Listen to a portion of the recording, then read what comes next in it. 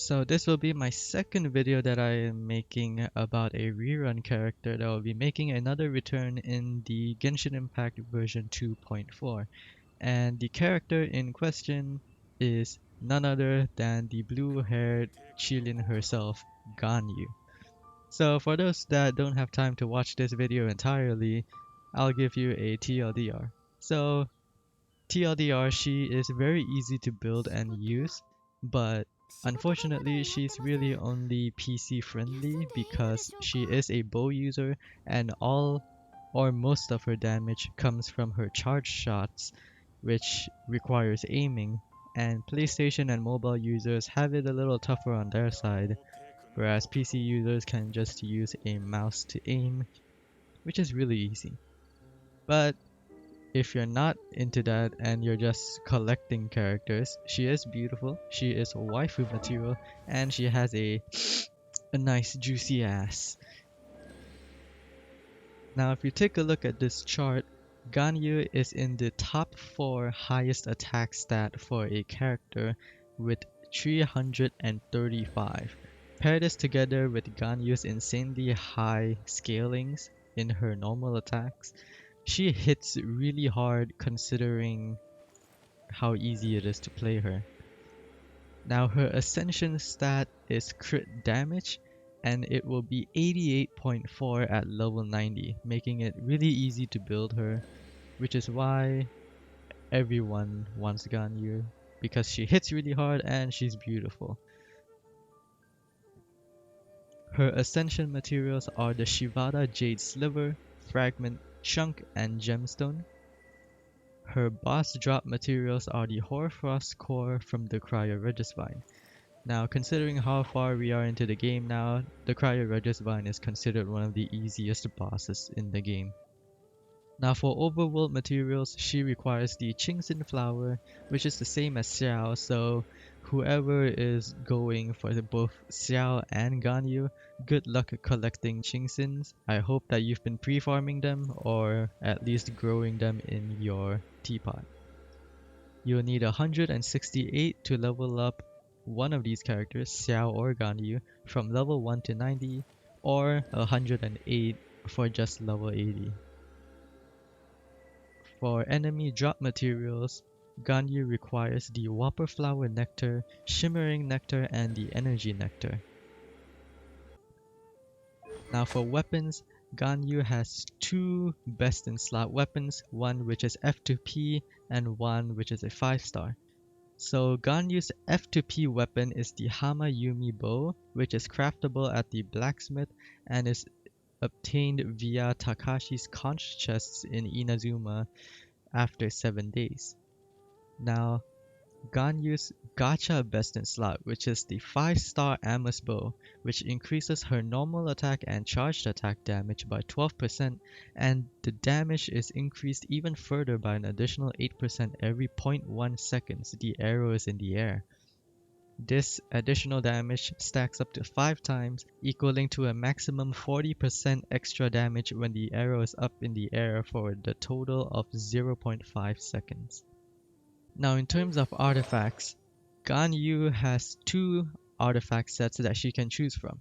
If you're lacking crit rate and you want some cryo damage bonus, you can opt in for the 4-piece Blizzard Strayer, which increases her crit rate when enemies are frozen and affected by cryo, so you don't really have to worry about your crit rate and you can just focus everything into crit damage.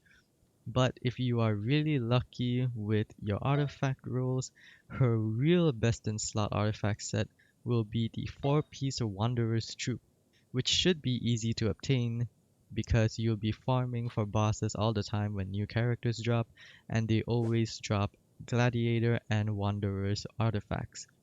The benefits of the Wanderer's artifacts is not because of the EM that the 2-piece set gives, although it is useful for Ganyu melt comps, but the 4-piece set increases her charged attack damage by a whopping 35%, which is crazy.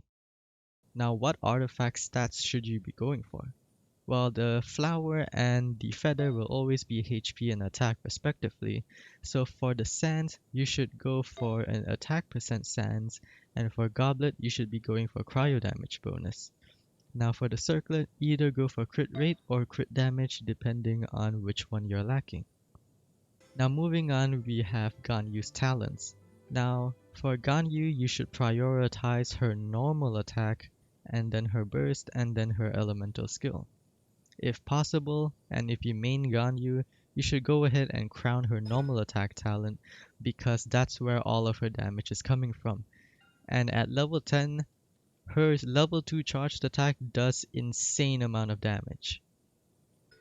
And for your elemental burst, you should get it to around at least level 7 if you want to get some decent damage.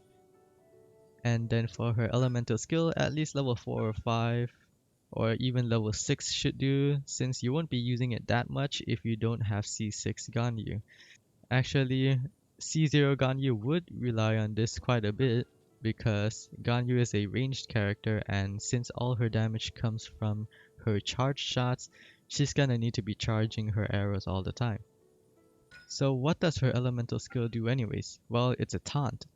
It lures enemies to it so that she can shoot it from afar, keeping her distance from the enemies. This is especially useful if the enemy is a big target and it hits really hard, or maybe if your Ganyu doesn't have a shielder in her team.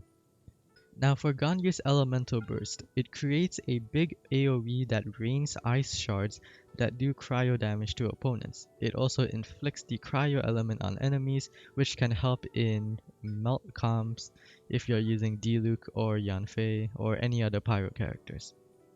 Her first passive talent refunds 15% of ores when crafting bow type weapons, which is useful if you're crafting the Hamayumi bow.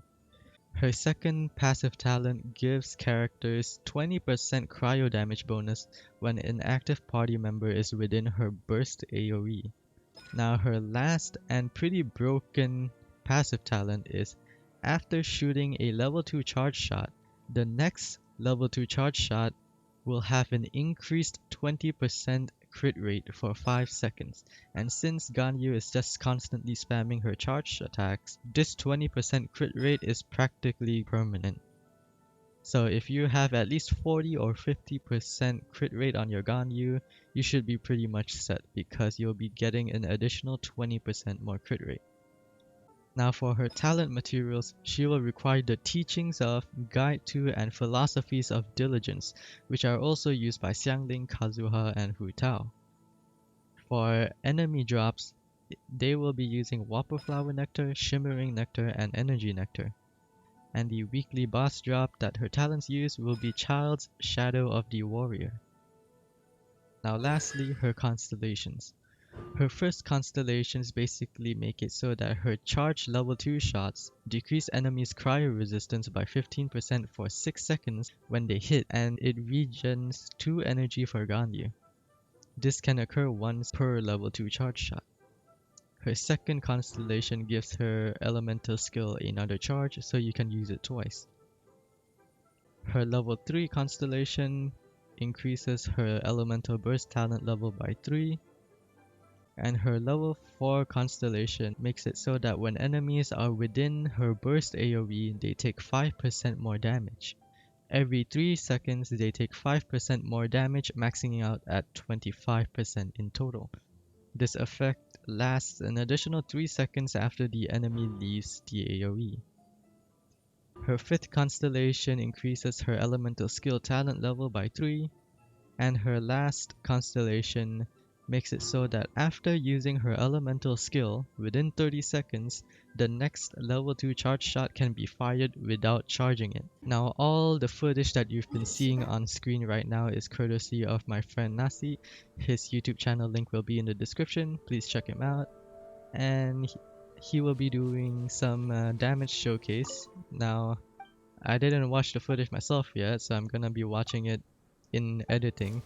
So I'm not sure how much his damage is, but keep in mind a fully very well built Ganyu can do massive damage. Even just some average artifacts can get your Ganyu to do about 15 or maybe even up to 20 or 30k per charge shot. So yeah, enjoy the footage. supplied by my friend here, and hope you guys enjoyed this video, and I'll see you guys in my next video.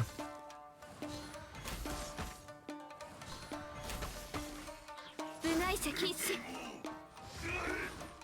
運動は必要です。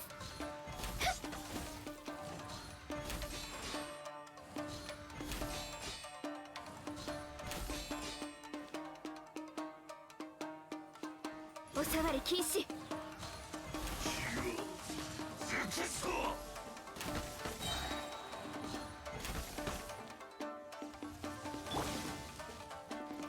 剣女盤石。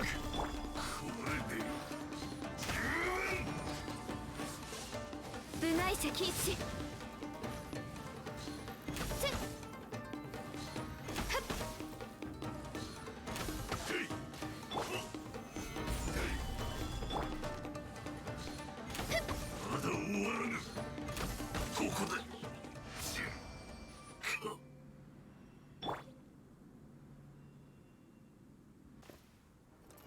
お主でこの方のパネスを。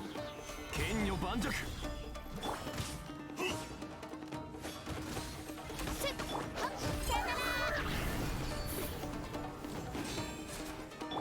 お触り禁止。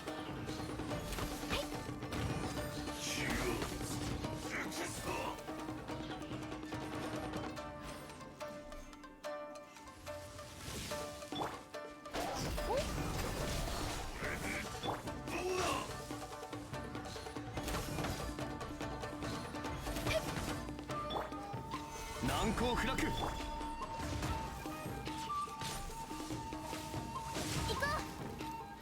う。やばっ。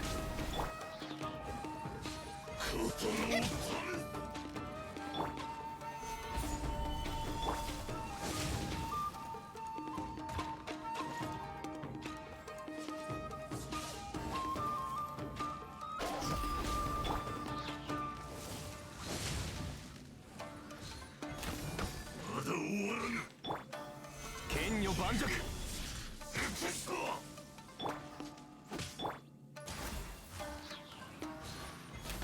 お主の